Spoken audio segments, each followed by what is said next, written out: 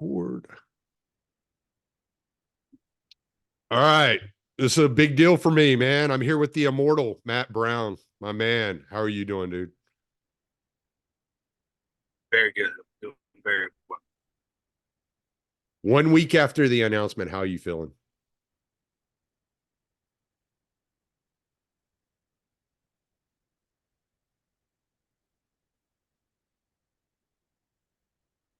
Did we lose sound? I am fucking driving. Oh, okay. Lost service. Oh, okay. So how are you feeling 1 week after the announcement, man? About the same as I did before, to be honest. Yeah. We're gonna Yeah, miss you, bro. it was already on my mind. So got a lot of other things going on. Staying busy, probably busier now than I was even before. So Yeah. you know, I don't. Shit doesn't really get to me like that, man. I just I'm gonna live my life the best that I can every day. Uh, I'm not gonna let those things bring me down. And, it's not about. I'm not one of those guys like living in the past about what I've done. All my focus and energy is on about what I'm going to do.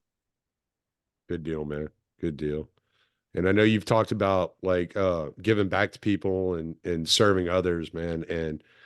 And I know you're really focused on that. I know that's really intent and in your heart and you really believe in that. As long as they don't put lime juice in your Copenhagen, I think they'll be all right. Well, fortunately, I don't dip anymore, so Oh, okay. I would have fortunately, I don't have to worry about that. I would have gone with Origel. Exactly. Yeah. But no, that's exactly right, man. I kind of look at it like, um, I'm 43 years old, probably halfway through life, right?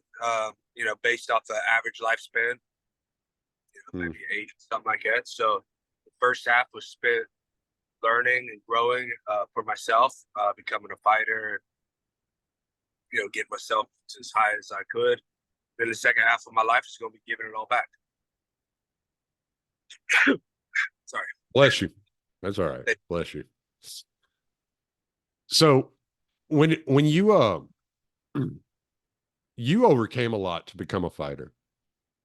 If I'm not mistaken, you had an addiction or were regularly using drugs and alcohol, and you fought through all that turmoil to get to where you're at today. When you look back at that, like, how does that make you feel? So it was a little different for me than what a lot of people kind of take it as, because I was addicted to some different things, but the difference for me was like I don't have the disease, right? Like I'm not an alcoholic. I'm not. I live like an alcoholic, but I don't have that disease. So I was able to stop it relatively easy, at least comparatively easy compared to a lot of people that truly have the disease, because I've seen it. Hmm. I was one of those guys that I grew up not really believing that was a thing. Kind of like you guys are just being pussies or whatever. But when you actually see it and you experience it, you recognize it is a real thing. Um, and now that I have been around people, Mark Coleman's a great example, a great friend of mine. You know, truly has the disease, and when you see that, I recognize how much easier it was for me than it was for someone like him. So to me, it wasn't quite as big of a thing as people make it out to be, but because like literally all I did was just change my identity. Like I just got away from the friends that I was hanging out with, um, and then I woke up every day. I said, I want to be a UFC fighter. So I woke up every day and I said, what would a UFC fighter do today? What would a warrior do today? Hmm. Well, he wouldn't go to the bar. He wouldn't go get a 12 pack. He would go for a run. He would go lift. So that's what I'm gonna do. Yeah. Yeah. So it was. I wouldn't say it was easy, but it was pretty straightforward for me. I I'm a year older than you. And I drink pretty regularly. I do. I drink about a six pack every night. I get home from work. I'll sit down. I'll drink a six pack. Me and my wife will just kind of chill out and just kind of, that's how we decompress our day, et cetera, et cetera. And, you know, one of the things I've been thinking of here lately is I owe it to my family, my kids. I have five kids. I have a granddaughter, a wife, my parents. I owe it to all of them to take better care of myself, you know. And it's something I'm really, really looking at and trying to figure out how to overcome. And it's not, and I'm kind of like you with the mentality. It's kind of like I look at it and it's like if I decide I'm not going to do it, I don't do it. But it's just making that decision, getting off work after a hard day. I drive truck. So it's like, all right, I want to go home. I want to decompress. I just want to sit and chill. But sometimes I have to look at myself and understand that sitting down and decompressing isn't the best thing. That sometimes I need to keep working and I need to start looking at my health a little bit different than than I have over the past. Yeah, I agree. And it just comes down to what your values are. Like I have mine written down in my bedroom, so right in front of my mirror, and I have my values and I have a mission statement for my life, or some call it like a mantra mission statement. And I wake up every day and I read that out loud to myself. And like one of my values is my own health, right? Because I want to be present for my children. I want to be present for my family, my girlfriend, all those things. And if I'm not taking care of myself, then I can't be present for them. And that's something like I was just talking with my girl about that the other day. It was like it's not selfish if I don't want to go, have a drink with you one night because I want to go to the gym. That's not selfish. That's me prioritizing myself for a purpose, and just knowing that purpose. And part of my purpose is being present for others. Right, I Mm-hmm. have a lot of people that look up to me and a lot of people that care about me. And it's my duty as a man to be present for them. So if I'm going to do that, then I have to take care of myself. And I can't expect someone else to take care of me if I don't take care of myself. So that's the way I look at it. And that purpose, that mission statement, mantra, purpose, whatever you want to call it, is a powerful thing, man, because I basically brainwashed myself into whoever I want to be. And I got that from, well, sort of got that concept from a book called As a Man Thinketh, which was a very powerful book for me. It just comes from the Bible verse, "As a man thinketh, so he is," and Mm-hmm. that's a fact, right? It's sort of the old "fake it till you make it" type thing. Mm-hmm. If you want to be a better speaker, then you don't go around saying, "Oh, I'm not a good speaker." Then you're never going to be a good speaker. So you go around acting like you're already a great speaker, and You then brought. it'll come. You got to believe that you're a good speaker before you're actually a good speaker. Mm-hmm. And all these things, they're just habits, right? You know, it's all just habits, and you're never going to do a habit good at first. Just like you're not going to throw a jab good the first time you do it. It's not reasonable. It's not logical. But if you put in the volume and the habit builds, it's either you do more reps or you do more reps for a longer amount of time. And that's all it comes down to. It doesn't make sense. Like I opened my gym 6 years. It didn't make any sense that I would have a great gym at first. It wasn't reasonable because I didn't know how to run a gym. Now I know how to run a gym, at least to some extent. I know how to build a gym to the point that my gym is built at right now. Right, the amount of revenue we're doing is kind of a scoreboard. But it wouldn't be reasonable for me to be able to do that on day one because there's things I didn't know. And I could go on all day about that. Yeah, no, I feel you, man. And I love talking about like kind of the personal journeys whenever I'm having these conversations with people because I think a lot of people in the regular world sometimes it's easy to look at an athlete, somebody that's had a career like you have over all these years, and we separate who y'all are from who we are.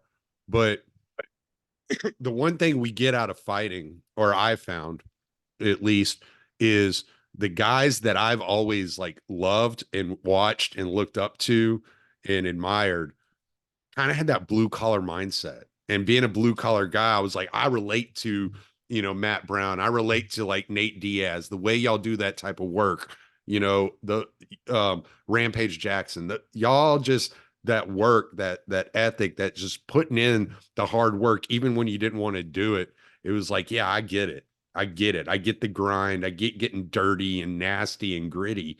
And some of y'all have that fighting style. It seems like maybe like the new generation, since money's kind of entered into the UFC a little bit more than it was in the past, you're getting a little bit more of the flashier kind of uh upper class kind of wasp kind of lifestyle, introduced to you. But there's always those guys. There's always those real hardworking, gritty dudes that are in there doing the hard work and taking the fight to somebody that have like the mentality, a different mentality. And I think that's where, like, when you come from like that blue collar lifestyle, you're from the Midwest, from Ohio, it, there's something about that mentality and just that struggle of coming from those areas that cannot be replaced with all the talent in the world. Yeah, I mean, there's something to be said for that. And the thing is, like, the only thing that really matters in the end is if you win fights, right? Whether you do it in a blue collar fashion or white collar, whatever you want to call it, you know, like, we're in there for a single purpose, and that's to win a fight, Mm. to break another man's skull, to make stop a man. And that's ultimately all that matters. So I'm not really a hater. I'm not saying you are either, but I'm not really a hater of this new generation. A lot of people kind of talk shit about the new generation, and I'm not like that at all. I think there's something to be said for the level of talent that's coming in, and there's something to be said for us old school guys. We were at a certain place in time where what we did worked, um, and it still works to some, for some guys these days. But um, the only real difference between our sport and other sports is just how the UFC magnifies our personalities a lot through social media and with Ultimate Fighter, the countdown shows, things like that. So everybody gets to see, kind of that blue collar personality and everything. Whereas if I was doing another sport, like, people wouldn't even know that about me, Hmm. or about other athletes in the sport. But they really magnify the personalities a lot. They put it out there for everyone to get attached to, which is it's been a brilliant move by the UFC. You got to give them a lot of props for what they've done on that front. Like, they've embraced social media to the max, and they have absolutely just magnified the shit out of every personality in the UFC. Whereas, like, you could take a top 10 boxer and some guy that's maybe got a really good record, or on his way to the title, no one even knows who he is. They don't even know his name. Nonetheless, where he's from, or if I was a boxer with my record and my rankings and everything, like, people wouldn't even know who I am, right? But because I'm in the UFC and because they magnify that personality, they put it out there for everyone to see, and it attracts certain people to you. You take someone like a Clay Guida. We all know who he is. We love him. He's one of the funnest guys in the UFC. If he was boxing, like, we wouldn't even, they'd say his name on ESPN and we wouldn't even know who he was. Yeah. Or there'd be some article about him on Twitter or something, and you wouldn't even click on it because you never heard that name. So, so we have to give props to the UFC for what they've done on that front. But I don't even know what the point of I was getting at there was, but yeah. No, that's okay. That's a good kind of transition to what I originally contacted you about, is talking fighter pay, because one of the things I see in, I can't say that I can definitely expand upon, like, let's say a Luke Thomas or Ariel Helwani and their argument for fighter pay. And I'm not saying the fighters necessarily get paid everything that they're worth at all times, but I do understand that, at least from like the Austrian kind of mindset of economics, I can look at what the UFC's done and where they're investing that money. Right? I remember hearing one fighter saying that they came from Bellator to the UFC, and they were so shocked about being transported everywhere. The UFC had taken care of all their accommodations and all this stuff, and whereas Bellator might have had a reputation for paying the fighters a little bit more, they weren't taking care of all the stuff behind the scenes as much as the UFC is. And the UFC is doing a great job and has done a great job of building brands and taking care of the fighters, providing like the PI and things of that nature. And so there's a lot of money that's going into the back end of the UFC that may not translate directly to the fighters' pay and what they bring home. And it's not to say that there's not an argument for some money, some more money going to the fighters, but it's like you got to walk that line. And the UFC has done a great job of being a consistent brand that is always in there and always the kind of the lead of the market. They've overcome and overtaken the combat sports mantra. And I mean, there's not another whether it's boxing or MMA or kickboxing, there's not another brand that you can say is even close to the UFC at this point in time because of the way they've reinvested in themselves and built their brand in order to build the brand of the fighters. It, when you think about fighter pay and you're looking at that back end and the way that the UFC does business, is there room for the UFC to do more for the fighters up front? Yeah, there's definitely room. Yeah, Okay. a lot of it. But to be honest, I don't get into the fighter pay talk a whole lot,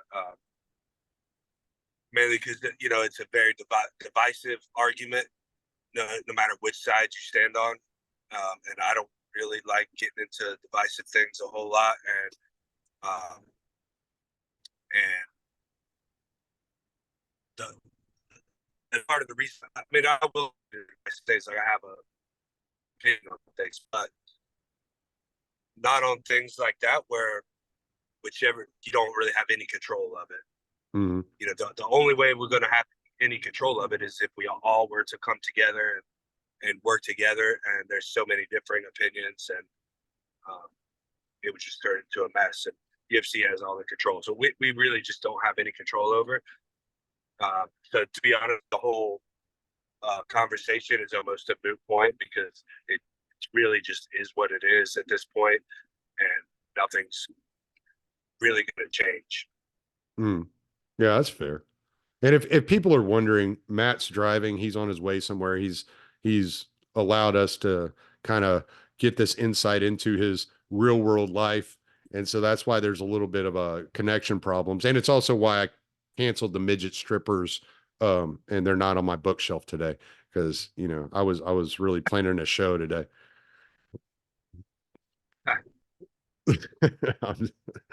uh I like it. so you brought up Mark Coleman earlier. Like, let's talk about him, man, because one thing that you and I have a lot in common on is music. We're both real big metalheads.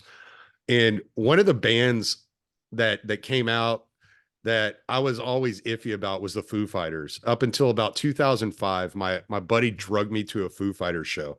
And when I saw them live, I was like, wow, they're actually really good. I actually can get behind this band. They're fun, they're good. And then he comes out to My Hero at UFC 300. Dude, I was almost in tears. I almost cried. I was like, this is so great. How good did it feel to see Mark get the attention that he got after all he had been through? Man, I know Mark for a long time, and just watching him go through everything he's went through with his struggles, going through rehab, going through recovery, that was an amazing moment. Um, almost brought a tear to my eye, man, to see him out there and getting some of the recognition he deserves. He I think a lot of these old pioneers are kind of forgotten, man. Mm. You know, I, I think it's always good when they do anything to memorialize those guys because man, the fights that they were doing back in the day in those tournaments, nobody really knew what they were getting into. It was literally just the baddest dude. It Hmm. wasn't like a technical guy or the slickest guy or the guy with some different style, whatever. It was like, it's like who's the baddest motherfucker out here? And Coleman was that baddest motherfucker for a while. So, you know, King of the headbutts, man. absolutely. I've said a million times, man, if they never took away headbutts, like, and he actually took care of himself in his life, he could be champion today. Yeah. He's still been doing it today. And how's he feeling the last few weeks? Oh, he's been amazing, man. It's been awesome to see. Obviously we had the little scare with the fire and everything. Right. I think I want to say that fire happened on Tuesday, and I called up on the talked to some of his close family on Wednesday, and it was around Wednesday evening. I think we kind of realized like, okay, he's gonna make it, right? Like kind of before that, there was a little bit of, we don't know how bad this is. This could be really bad. Hmm. And then I think it was by about Wednesday evening, we're like, okay, he's gonna make it. Like he might get a little fucked up, whatever, but he's gonna make it. The first thing I did, I got on the phone. First thing I said was, he's gonna be back in the gym Monday. Lo and behold, Monday morning, Yeah. I saw Coleman the walks through pictures. the door. Yeah, It was that's wild. Hey, I remember watching him when I was young. I stumbled across UFC. I think it was UFC 2, when it was still on pay-per-view before they had pulled it from pay-per-view. And I lived in Katy, where Mark has his gym at. And I my parents wouldn't let me order pay-per-view, but if you remember back in the days of pay-per-view, you could flip to the pay-per-view channels and you could watch everything through the squiggly lines and the static. So that's how I watched the first UFC that I ever saw, was through squiggly lines and static with no sound. And I'm just watching these brutes just beat the hell out of each other. And I was like, this is incredible. So like every month, every month we would go and rent videos from the video store down the street. And every time I saw a new UFC out on video, I'd rent it. I was like, hell yeah, hell yeah. And I remember I was about 16. It was like 1997. I guess we were on UFC 8 or 9 at the time. And it was my 16th birthday. And my mom walks in and she's like, "What are you watching?" And I'm like, "I'm watching my video that you rented me." So she sat down on the couch and she had her hands buried in her head buried in her hands, watching between her fingers, going, "I don't know how you watch this. This is insane." I've never stopped watching. I've always been the biggest fan of UFC. And amazing. so it's just been one of those pivotal kind of things in my life, watching the fighting, because I gave up on football. I gave up on watching basketball. I don't really watch baseball in any religious way, but I never stopped keeping up with the fights. I was like, I got to know what's going on with the fights. Even when I was driving over the road for 12 years, I'd find a way to find out what happened, even if I couldn't watch them. So I was always keeping track of you guys and what y'all were doing. And that's one of the amazing things, is like sitting here having a conversation with you, and you've basically been a part of my life for 16 years, you know, and that's incredible. That's insane that I've watched. It was funny. I saw you, I think you were on MMA Junkie the other day, and you brought up the Eric Silva fight in Cincinnati. Well, just like 2 weeks before that, I had watched that fight. I'd gone back and rewatched that fight because I'm such a dork. When I'm bored, I'll go back and watch old fights. And I remember that last elbow you landed where you opened him up just before you stood up and you just started to ground him.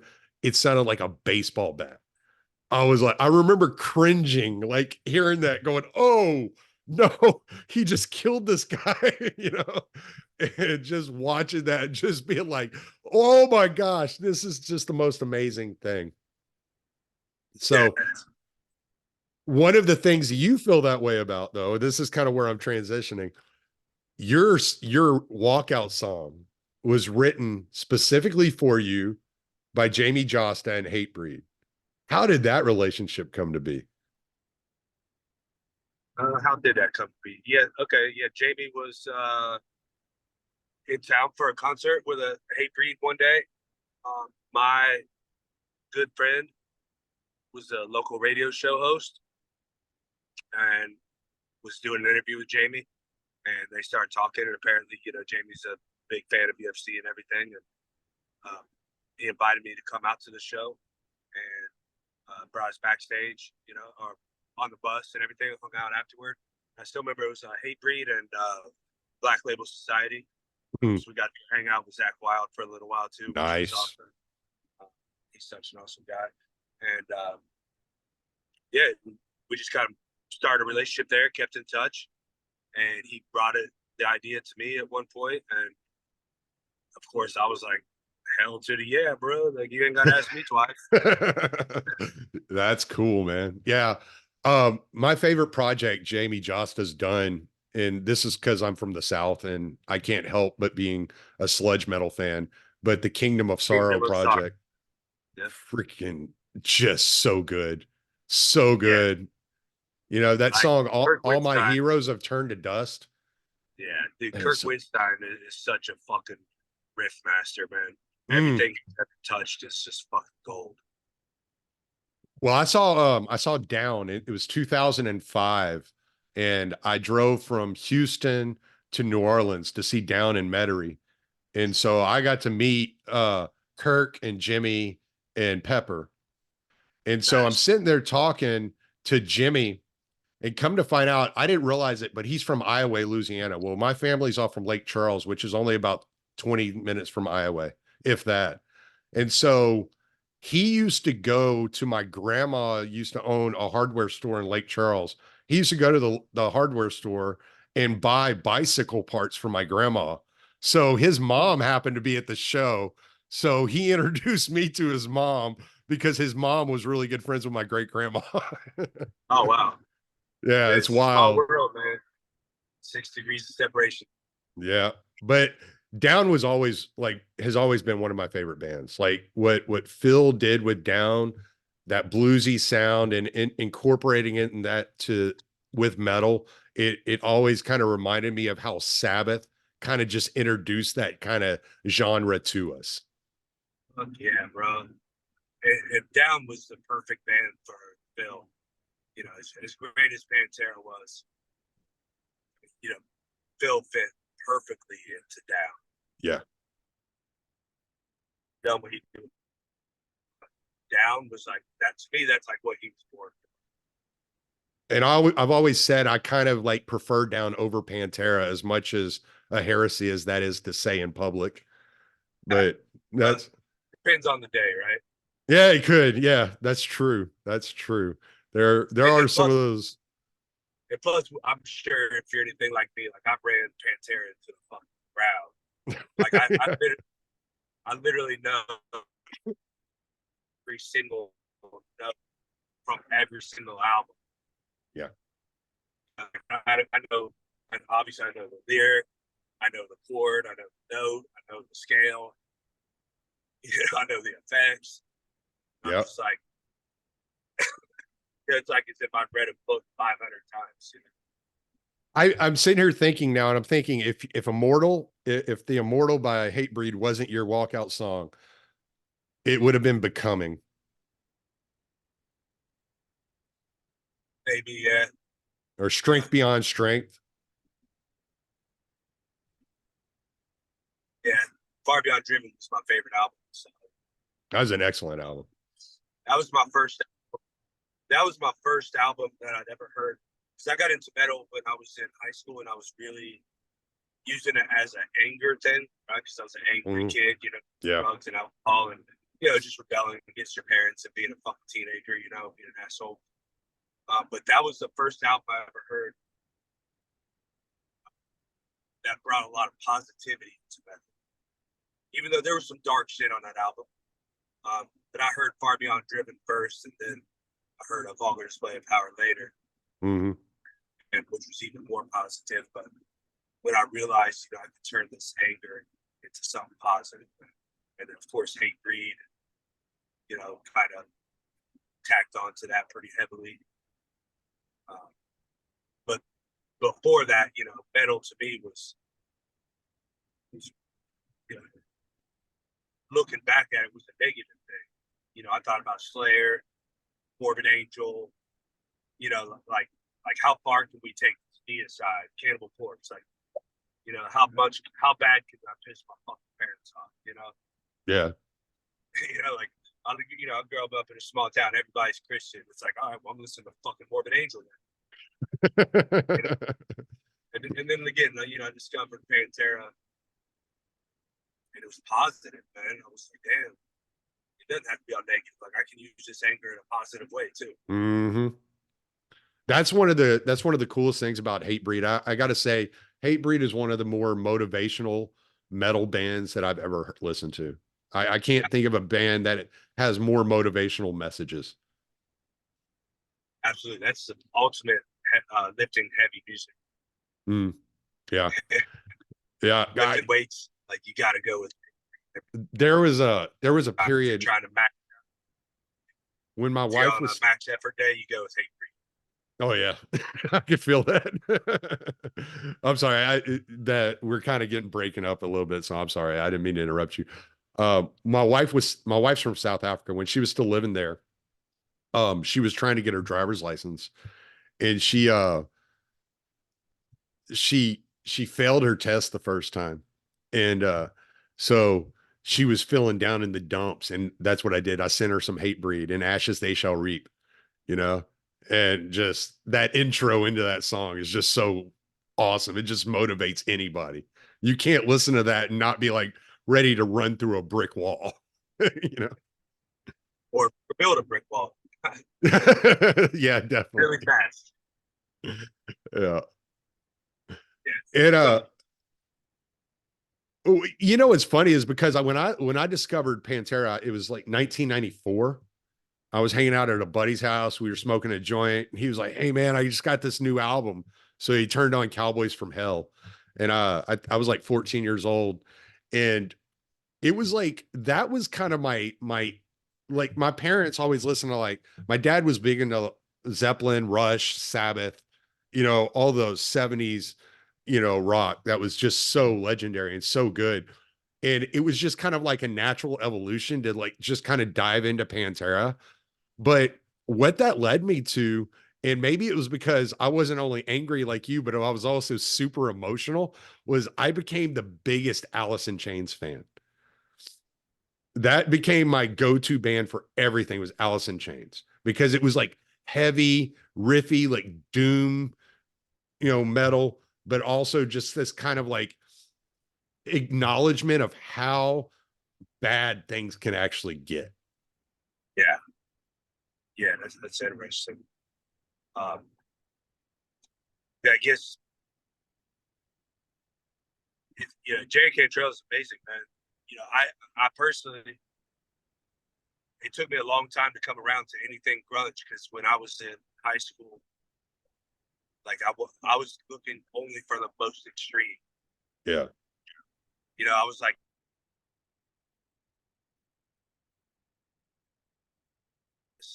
you know, I was like, I just constantly trying to discover more extreme bands. And they've gotten really extreme these days, which is great. It's cool, but I didn't necessarily. I realized looking back, I didn't necessarily listen to everything for the music. It was like just how fucking, that's why we love Cannibal Corpse. You're Mm. talking about the most fucked up shit. It's like, I hate this shit. Yeah. We're gonna Dying wear a shirt. fetus. Yeah, we're gonna wear a shirt with a bunch of dead people on it. Like, oh, yeah, we'll start all kinds of shit today.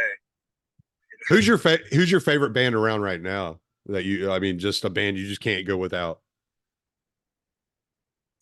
If I had to pick one, and probably my most studied and favorite band of all time, and heavier music would probably be Mastodon.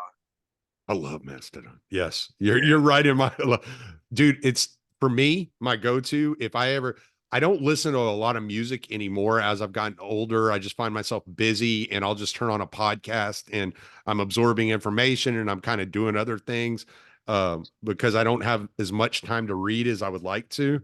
So I listen to a lot more podcasts than I do music. But when it's one of those days, I got to have my music. It's Mastodon and Gajira. Oh yeah, Gojira also. Yeah, Yeah, that's yeah, it. That's where I always, my wife will wake up at 8 o'clock in the morning and she's be like, oh, he's in one of those moods because I'm yeah. jamming some Mastodon and Gajira.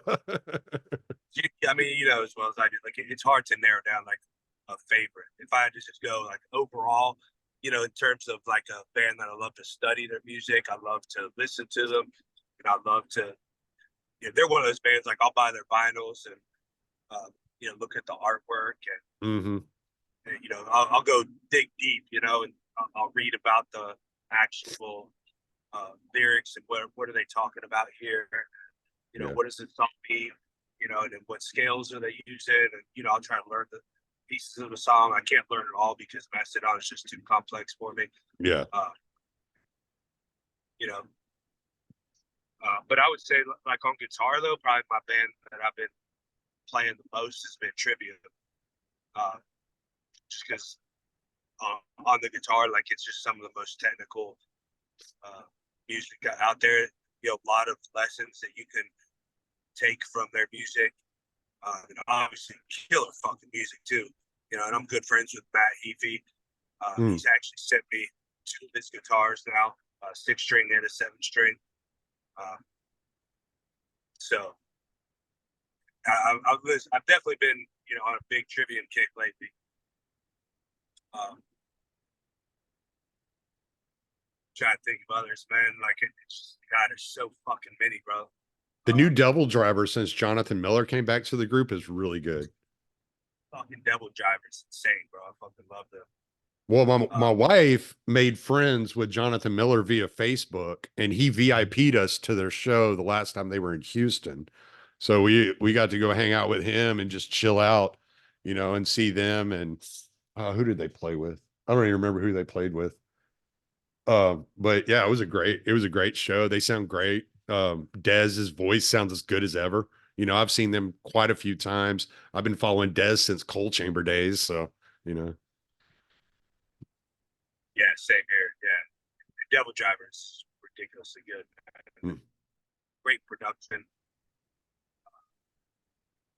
But I've been getting into like some of the gent type music lately too.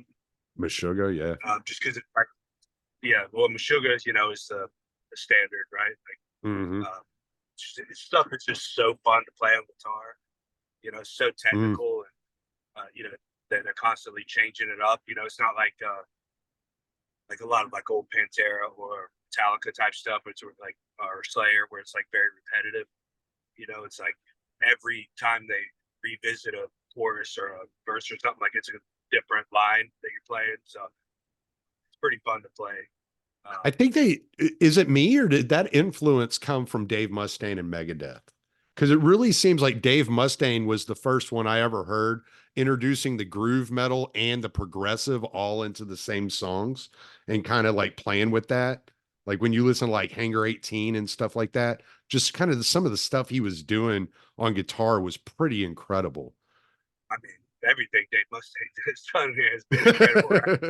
No doubt about that. Uh, that's an interesting connection I would have never thought of. Maybe. I mean, I would kind of I would have made a connection more towards like Venom or um, Mm, maybe Celtic Frost, kind of that kind of yeah. stuff, Yeah. where they're just playing like odd time signatures and stuff. Um, it, it's hard to say, like it's all just Probably a music. little bit of all of it. Yeah, I mean,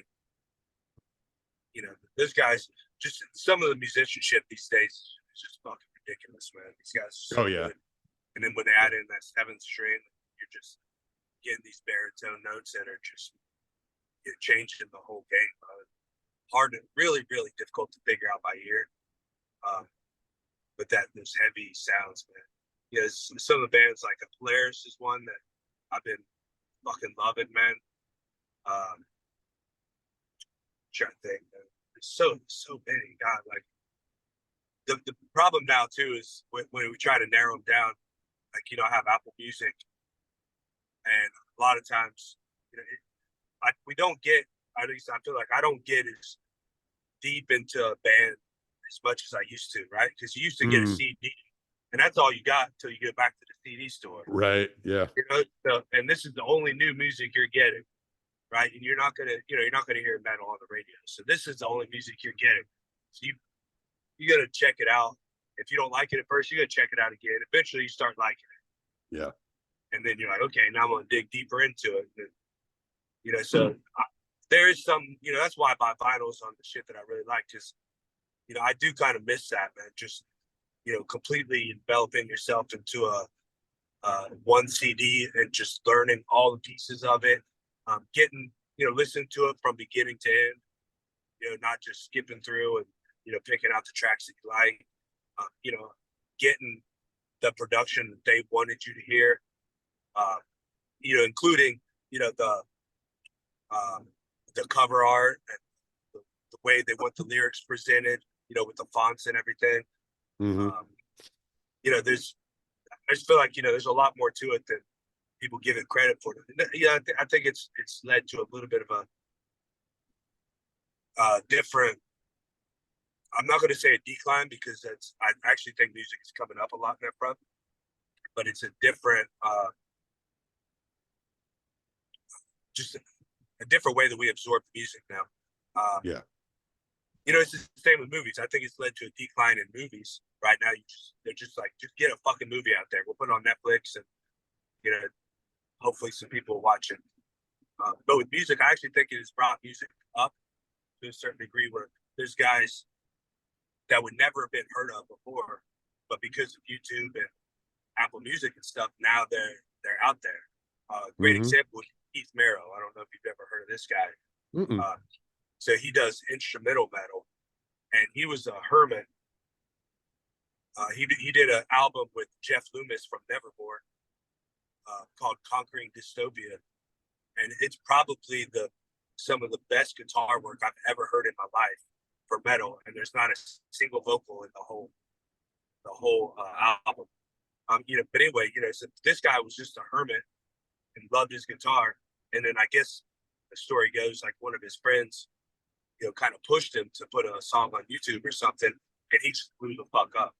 Everybody's like, dude, what the fuck is this? Like, it's amazing. Oh, cool.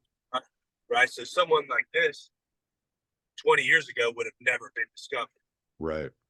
He would have stayed in his basement smoking weed and playing badass music that would have never gotten heard. Yeah. And now, you know, anybody out there, it's a metal fan, like, listen to Concrete Dystopia. Like, it's one of the best albums I've ever heard in my life. If you're a guitar fan, but probably He if says, you're metal. said concrete and dystopia. Conquering Dystopia. Concrete. Oh, gotcha. Yeah, just Keith Merrow, Merrow. I mean, he's just a insanely good musician. Yeah. He's I mean, got I mean, a huge following now. I can tell you like probably 1,000 bands that I know right now that I would have never heard if we were still in the CD warehouse freaking generation, right? Yeah, Right, had to go to right. CD warehouse and just look at random stuff and be like, let's see if this sounds good. Like, Yeah, or you're waiting on that mixtape to come through so that you can find out like who's on the tape, you know, whatever. Those days yeah, were crazy. And it's kind of like there's kind of like a purity to those days, that I look back on kind of 100%. fondly. But at the same time, I would have never heard of bands like Dichotomy or Brutality or, Sick Monic, which I sent you a video of a while back. Yeah, I would have never found these bands. And it's kind of there's something cool to being able to just discover all these interesting bands that are doing all this cool stuff. I don't know if Animals as Leaders would have never been a thing back then, right? But Facts. they're incredible. Absolutely. They're ridiculously good. I've watched them live before. And then even on that, like, there's back in the day, a band comes out with a new album, you run to the store to get it, and you put it in, and you're like, dude, this kind of sucks. Like, this isn't what I expected. I did that with it actually grew on me. It ended up being one of the best albums. But you remember Death, probably Chuck Schuldiner, the band Death. Mm-hmm. I remember going. It was one of the first CDs I bought, and I went there the day it came out. The Sound of Perseverance, and it was a huge change for Death. All their albums are a little different, but this was one in particular was a huge change. And I remember the first time I listened to it, I was like, dude, I can't believe I drove all the way out here and came to this fucking store to buy this stupid fucking album. Mm. It wasn't like brutal like their older albums. It was more Right. a little bit more progressive. But it grew on me, and it's honestly like probably their best album at this point. But yeah, so we'd run into those issues too. I remember I was at a CD store one day, and it was a used CD store. And I'm walking through and I'm just hanging out with my cousin. I think it was in New Orleans. And we're looking at all the different stuff, and I'm looking at, Black Tusk and all these just bands that are just so underground, like most people would never even know of. And I saw Doth, right? You know the band Doth, Daath. Yeah, I yeah. thought it was I thought it was a new Death album, and I was like, awesome. So like I bought it thinking that I'd gotten a new Death album, and then like I put it in, and I was like, okay, this is incredible, but this is not what I expected at all. They get a new singer. So, you know, Yeah, that's well. That was some of the fun of back then. Going through the CD stores. That yeah, those were the kind of things that we missed. We had to read Metal Maniacs all the time to keep up. Listen to the or what was the other Revolver or whatever. yeah, Read these magazines in the grocery store to see what new albums to buy. yeah. You were going to the shows and you were looking for the zines that were floating around the shows, Yeah, trying to figure out like who's doing what and you know what I remember going to like punk shows. I would go see like bands like J Church and stuff like that, Propaganda, just to find new metal acts that were opening up for them because they had nowhere else to open up for. yeah. I never did that.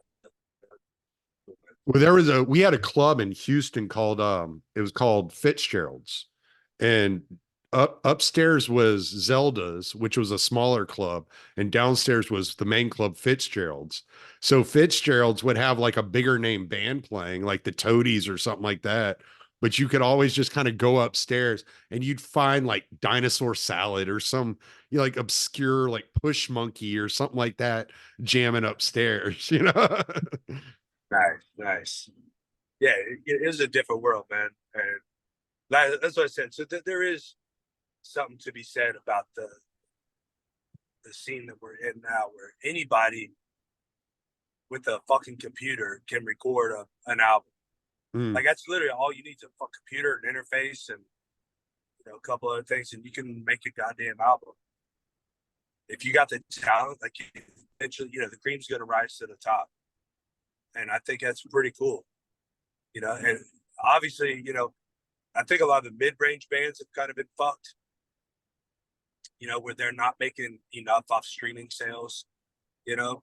hmm And so they're just forced to tour a lot more now. I remember I was talking with Phil from All That Remains about that, lead singer. hmm He's just talking about how they just have to tour more now. They have to release more music so they can keep touring. And it's Yeah. and he's like, to him, he was like, it's kind of a good thing, like it forces to make more music. He's like, we can't just do a CD and then go tour for like 2 or 3 years on that CD, because as a CD sale will go, you go tour, and then some more people are going to buy the CD, and then you go tour again. Some more people are going to buy it. You could do 2 or 3 tours off of a single CD. But he's like, everything now is like you gotta have new things all the time. Yeah. You know, Well, so and some of that's good for the consumer too, if you think about it, because I can't tell you how many times I fell in love with a CD and I'd go see the band live and they were terrible. oh So yeah, it almost forces you to be good, right? And so the cream rises to the crop to the top, kind of like a Lamb of God, is just incredible live. Like I can't think of another band that sounds that good live. And it's just like you're better live than you are on CD, you know? And yeah, I haven't seen every band that I would like to see, but at the same time, it's like if you go see a Lamb of God show, you're getting a better quality than you are on the CD, which is something special. yeah. Their style is built by which Mm, is stuff I personally love a lot. Which is one of my issues with the kind of the gent bands or a lot of this newer heavy metal style where it's not really built for live play. You know what I mean? There's so mhm. much production going on the album, and there's so much effects, and and it's so fucking tight on the album. Like there's no way for them to replicate it live. Right. So, but I love the Lamb of God. It's just simple, you know, which is what makes it built for live. It's just fucking simple, straightforward, heavy riffs, two guitars, doesn't have to be overproduced. Just fucking get it done, man. Yeah. That's what's powerful to me. Yeah, for sure. All right. So December of 2004, where let's just do it. Columbus, Ohio, Damage Plans playing, and you're at this show. What do you remember about that night, man? Because that I remember the next day when I found out what happened, I was just I I was in shock. Just totally in shock. Yeah, I remember a lot. So there was a few different pieces. Obviously, like I was in shock, right? Like, Mm, being there and watching Dimebag get shot. Um, like watching people die in front of you is a shocker in itself too. Not just the fact that you know yeah. um, having shots go within feet of your own body. It's scary shit, right? Yeah. Um, so I remember, I believe it was the first song, uh, "Breathing New Life," which was I always thought was ironic that that was the song they were playing. Um, Mm, and you heard a shot go off, and my first thought was it's like a firecracker or something, but we seemed to dime bag go down. The music kind of slowly faded off, as everybody kind of realized what was going on. Um, Dude just started popping shots out to the crowd. People start running. I was one of the few that I was actually trying. I was about 3 or 4 people back from the stage. I was trying to go forward. I was like, as soon as I realized, like, this wasn't firecrackers, this isn't part of the show, mm. take this guy down. Uh, but everybody else was running away. And in my head, I'm confused. I'm like, dude, like, why would you guys run away? Yeah. There's no way like, he has enough ammo to take us all out. yeah. I'm like, it was just. I just remember my first thought was like, it was just very strange because my only thought was like, we have to rush him. So it was a very strange thing. But then when I realized like I was one of the only one trying to go towards him, everybody else trying to go away. So okay, well, I don't want to be the only fucking guy going that way, right? So I started to run also, and as I started to run, I remember stopping, and I learned a lot about myself in that moment because I stopped and I said, "Dude, I'm not getting shot in the fucking back. Like if I die, like I'm gonna be looking at this motherfucker." And I turned around, I was still backing up, but I turned around, and interestingly enough, someone got shot right beside me. I think it just hit their arm or something. I don't think it killed him. They got shot right beside me. And I was like, oh shit. That's when it really sunk in, which obviously, like, I knew it was real, but, things happen so fast and so Hmm. fucking blurry, But when that person got shot, within arm's reach of me, that's when it sunk in. Like, this is truly life or death. This isn't a fucking game, right? Yeah. So I hid behind a concrete pillar right there, kind of watched everybody run around me and run away and shit. And the rest is kind of a blur, except I still remember I could see the back door and I seen the off-duty police officer. I'm sure you know the story. Off-duty police officer came in, and I watched him blow that motherfucker's brains out. Mm-hmm. The guy that was shooting. The guy had a hostage with him. Was threatening to shoot him or whatever, and the cop made a decision right then and there. He had seconds or milliseconds to make a decision, and his decision was the right one. Unfortunately, little side note. Unfortunately, that police officer, I just heard about him recently because I did this little outing with some police officers, and they knew the guy. They said, he's actually been traumatized ever since. He hasn't been able to work or anything since. He's been all fucked up. He won't talk to nobody about it or anything. It's pretty wild. Yeah. But anyway, I remember, finally after that was all kind of done, I remember walked outside, kind of caught my breath real quick, walked back in, and I don't know if it was again, it was a long time ago, but I don't know if it was like a figment of my imagination or whatever, but I remember looking at Dimebag's dead body with his guitar still wrapped around him right there on the dance floor, where the mosh pit would normally be. Yeah. I don't know how or why it would have ended up there, so maybe that's not accurate, but I remember it very clearly in my head. This is the last thing that I remember from that night. So that was my last memory. Dimebag dying with his guitar playing. You know what?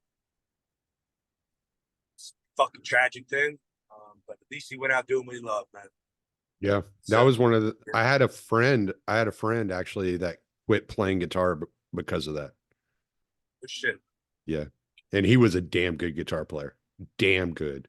And he stopped. He saw that, caught the news of it, and was just like, I no, I'm not I'm not doing that.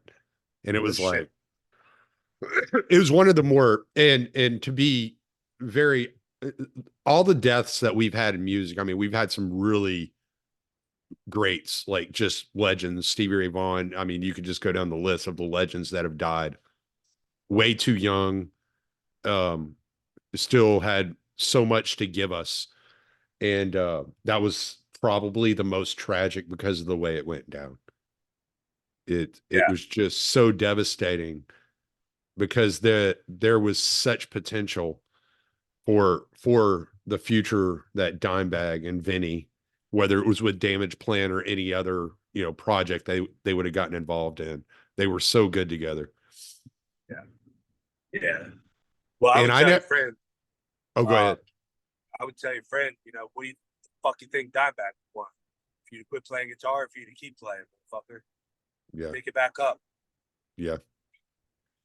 Yeah. Unfortunately, I haven't talked to that guy in a long time, so All right, fair enough. I can't tell him anything. Fair enough. But yeah, I've moved a lot since then, and I no longer live in the Houston area. I'm down near Beaumont now, so I'm out in the country nowadays. But I never got to see the original Pantera lineup. Last year I was supposed to go see the the show. I had actually bought the tickets to go to the Woodlands to see Zach Wild and Pantera. And a couple of weeks beforehand, my wife got bit by a copperhead, and so responsibility kicks in, and she's bedridden, and I have to do all the cooking and cleaning. So that didn't happen either, unfortunately. But I would have loved to have gone seen it. I've seen Zach Wild probably 6 times in concert. He's always amazing. Yeah.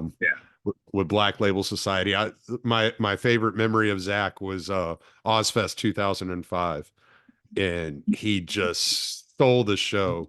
It was between Black Label Society that night and Velvet Revolver. I was just like, I got my $50 worth. I don't need to see another band play, you know. And then we still had Sabbath coming on, and so I was like, incredible. Like I'm having the Awesome. best time of my life, but yeah, that was a good year for concerts for me, man. I saw the Misfits. I saw, Rob Zombie twice, like I went to some good shows that year. So yeah, that was one of my favorite years of all time going to shows. I was 25 years old and just acting like I had no responsibilities, even though I had kids at home. So, I had a wife at the time that was allowing me to be stupid. So I can be thankful for that.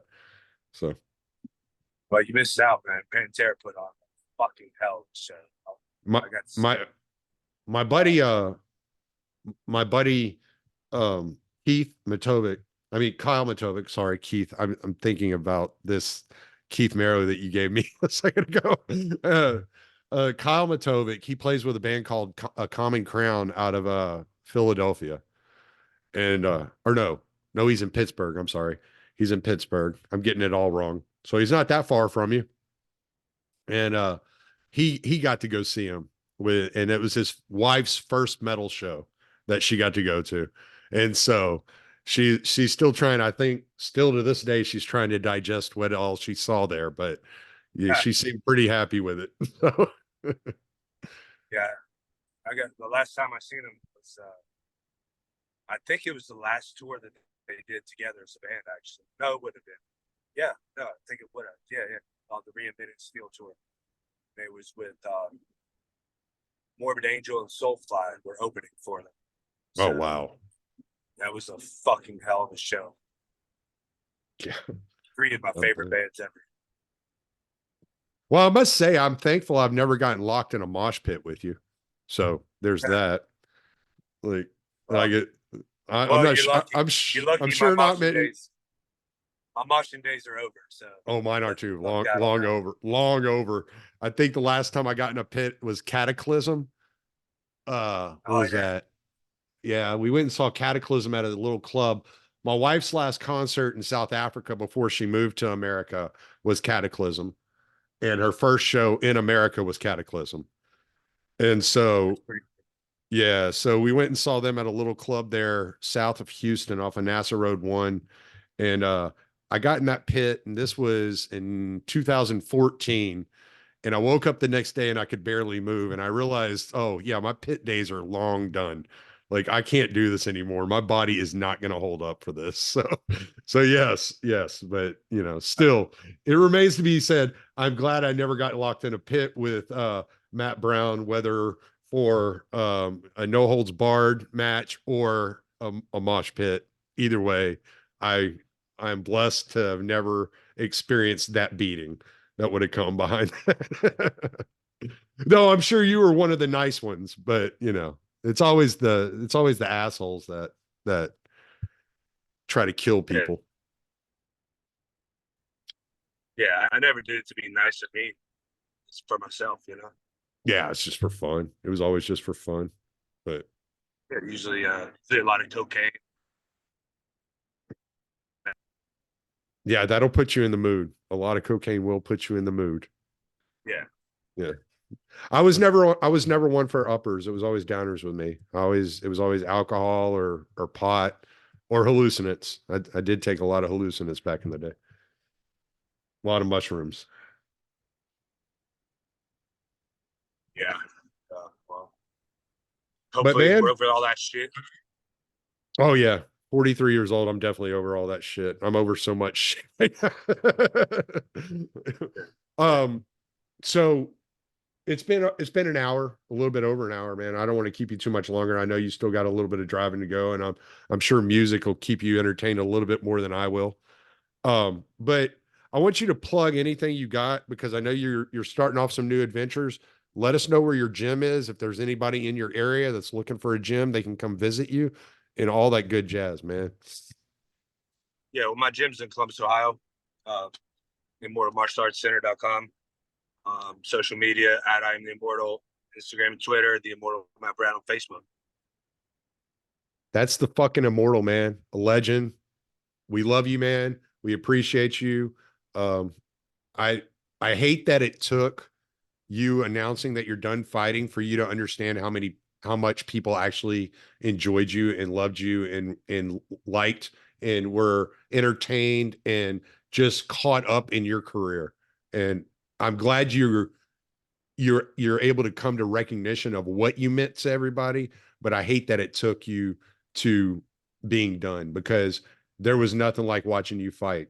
You know, there's one fight I always wish there was, that Nate Diaz fight. I think that would have been a hell of a good match, but you fought some legends, Damian Maya, Eric Silva. I mean, you're right up there with some of the best, man. And we loved watching you, and you entertained us for many years. And I hope we can chat again, dude. I really appreciate your time. Absolutely. Anytime, man. Thank you, brother. Yes, sir. You be safe. Have a good rest of your trip. See you, man. All right, buddy.